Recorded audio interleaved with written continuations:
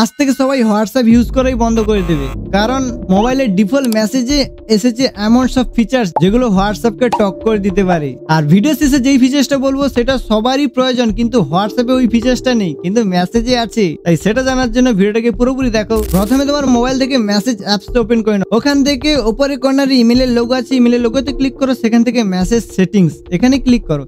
এখান থেকে RCS chat এটাকে অন করে নাও। এখন হোয়াটসঅ্যাপের প্রায় সমস্ত ফিচার্স এখানে ইউজ করতে পারবে, যেমন ফটো পাঠানো, ভিডিও পাঠানো। আর সবার প্রয়োজন যেটা সেটা হচ্ছে শিডিউল মেসেজ, মানে তুমি যে টাইমেই চাইবে তুমি সেই টাইমে অটোমেটিক্যালি মেসেজ সেন্ড করতে পারবে। যেমন ধরো তোমার ফ্রেন্ড বা গার্লফ্রেন্ডের জন্মদিন রাত 12টায় তুমি করবে, কিন্তু তুমি তখন ঘুমিয়ে পড়ো, তাহলে কি করবে? এখনই মেসেজ অ্যাপস ওপেন করো। ওখান থেকে ফটো বা ভিডিও যাই সেন্ড করতে পারো সেটাকে সিলেক্ট করো এবং সেন্ড বাটনে ক্লিক করে হোল্ড করে রাখো কিছুক্ষণ। এখানে তুমি টাইম শিডিউল করতে পারবে যে তুমি রাত 12টায় না 2টোয় না আজ না কাল কখন মেসেজটা পাঠাতে চাও। ভিডিওটা কেমন লাগলো জানিও, আর এরকম টেক টিপস পাওয়ার জন্য ফলো করে না।